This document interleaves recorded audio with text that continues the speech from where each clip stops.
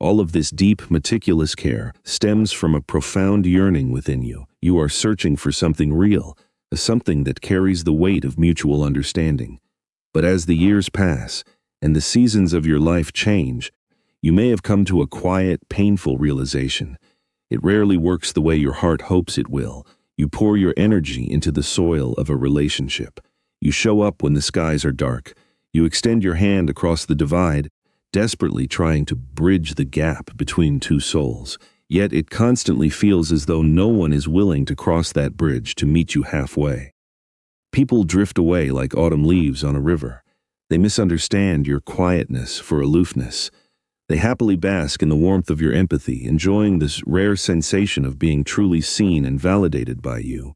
But they rarely show the slightest curiosity to see the universe that exists inside of you. The more this cycle repeats, the heavier your heart becomes. The exhaustion sets in, seeping into your bones. It is vital to understand that this fatigue is not born from any failure on your part. You have done nothing wrong. The simple, heavy truth is that the modern world is rarely built to accommodate the vast emotional depth you naturally carry. In Korean culture, there is a beautiful and complex concept known as jeong, which describes a deep invisible bond of affection, loyalty, and shared emotional space between people. It is a profound attachment that goes beyond mere friendship.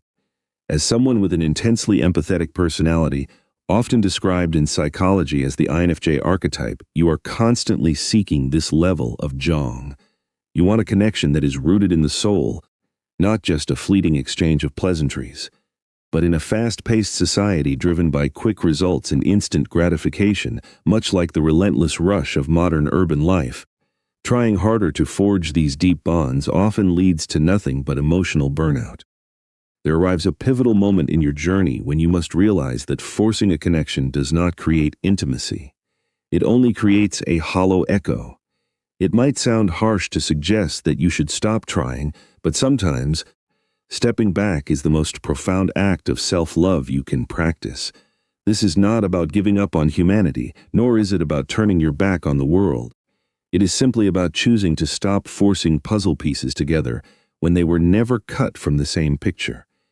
It is about laying down the heavy burden of trying to make shallow waters feel like the deep ocean. This transition is not about becoming cold, cynical, or distant. It is about becoming radically honest with yourself and with the people around you. It is about building a sanctuary for your own energy and acknowledging that your full, radiant effort is a precious gift and not everyone is equipped to receive it. Today we will journey through the gentle yet profound reasons why it might be time for you to stop trying so desperately to connect. As you listen, you might recognize the reflection of your own life. You might feel a gentle wave of relief washing over you, a quiet whisper that tells you pulling back is not a failure. It is, in fact, the ultimate clarity. Let us begin with the first profound truth.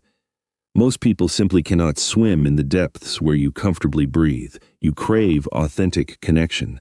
You have absolutely zero interest in the superficial layer of life. You do not want the hollow laughter of a crowded room, the heavily rehearsed small talk, or the endless polite chatter that evaporates into the air without leaving a trace. You desire emotional honesty. You want to peel back the layers of a person, to understand the raw, unpolished core of who they are, and to be granted the safety to reveal your own core in return. But here is the difficult reality. Most individuals do not venture into those deep waters. It is not because they are inherently bad or intentionally shallow. Often, it is because they have never been taught how to navigate their own inner depths, or they are too afraid of the shadows they might find there. You, however, naturally reside in this profound emotional territory. You constantly analyze your own feelings, your moral compass, the ghosts of your past, and the ultimate purpose of your existence. You dissect the hidden meanings behind spoken words. When you meet someone new, your heart instinctively hopes to find a fellow traveler of the deep. Yet, society trains most people to lead with distraction rather than reflection. They bond over what is easy and digestible. They connect through television shows, light-hearted gossip, or casual anecdotes about their weekends. And when you gently offer a deeper question or when you brave the vulnerability of sharing something close to your heart, It often hangs in the air, ignored, quickly minimized, or met with an awkward, deafening silence. Over time, this dynamic creates a profound sense of isolation. You can be standing in the center of a bustling party, surrounded by smiling faces, and feel completely, utterly alone. You slowly begin to comprehend that while people are drawn to your calming energy, they do not actually understand the complex machinery of your mind. This leaves you doing all the heavy lifting in the relationship just to manufacture a fleeting moment of genuine connection. You dig deeper, but your shovel hits solid rock. You offer them a safe, quiet space to open their hearts, but they refuse to step inside. You speak a language of the soul, and it feels as though everyone around you only speaks the language of the surface. This is why you must give yourself the grace to stop trying. Do not stop caring, and certainly do not stop being your beautiful, authentic self. But stop trying to carve a deep canyon out of a shallow stream. When you continuously exhaust yourself trying to forge a profound bond with someone who prefers the safety of the shallows, you only end up drowning yourself. Accepting that not everyone possesses the emotional capacity for deep connection does not make them inferior. It simply means their frequency does not match yours. Accepting this truth early on will save your heart from endless unnecessary bruising. The second profound truth is that you do not just hear people, you absorb their entire emotional weather system. In Korean culture, there is a concept called nunchi, the subtle art of listening and gauging the mood of others. For the deeply empathetic soul, nunchi is not just a skill, it is a primal instinct. When someone in the room is carrying a hidden sorrow, your body feels the weight of it before a single word is spoken. When a lie is told, your nervous system tightens. When the atmosphere in a room sours, your entire being absorbs the toxicity. This hyper-awareness is the wellspring of your deep compassion, but it is also the architect of your greatest exhaustion. Attempting to connect with others requires you to unlock the doors to your inner emotional sanctuary. It means listening actively, wrapping them in care, and being intensely present. But for someone with your psychological makeup, this swiftly escalates into emotional overload. You do not merely listen to their struggles, you strap their burdens onto your own back. You do not just witness their frustration, you metabolize it into your own bloodstream. You feel an overwhelming, almost maternal responsibility to fix the broken pieces of the people you care about.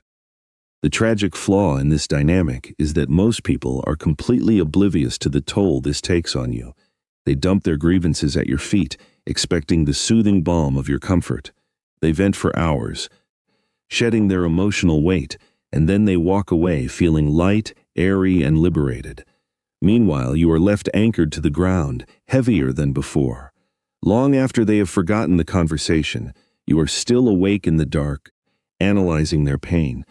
You replay the dialogue, agonizing over whether you offered enough comfort, whether you said the exact right words to heal them.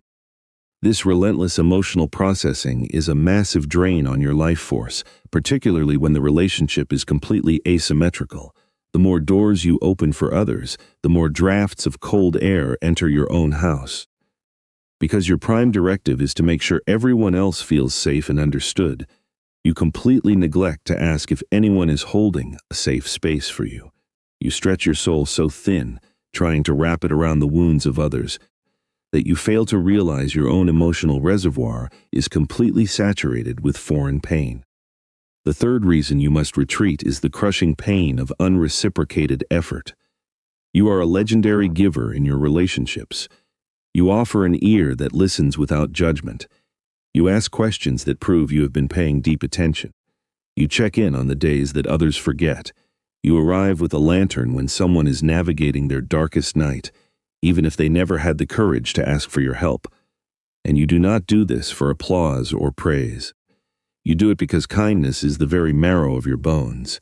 But eventually, the harsh light of reality reveals a painful truth. Very few will ever match your beautiful effort. They gorge themselves on your unwavering support, but their cupboards are bare when you are starving. They confidently unpack their darkest traumas in your living room, but abruptly change the subject when a tear falls from your eye. They demand your undivided presence, yet they offer you nothing but distracted glances and half-hearted murmurs. You find yourself constructing elaborate excuses for their neglect.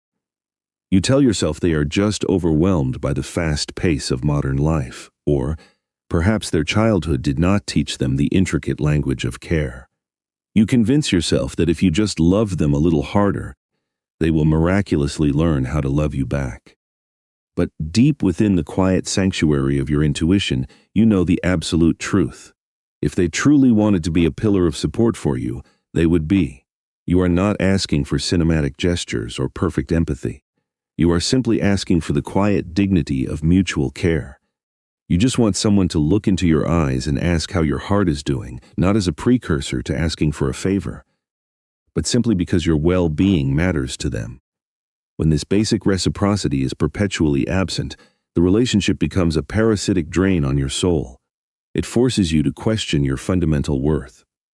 Withdrawing your effort from these one-sided theaters is not just acceptable, it is an act of deep reverence for your own life. In the end, protecting your energy is the most sacred duty you have. You have spent so much of your precious time on this earth, trying to weave meaningful connections because you are wired for profound truth. But forcing a puzzle piece into the wrong slot will only damage the piece. By stepping back, by ceasing the endless exhausting translation of your soul for those who refuse to learn your language, you are not surrendering to loneliness. You are simply clearing the stage. You are making room in your quiet, beautiful life for the rare, magnificent souls who will eventually walk in, sit beside you in the comfortable silence, and finally meet you exactly where you are. May you find peace in your beautiful, profound depth.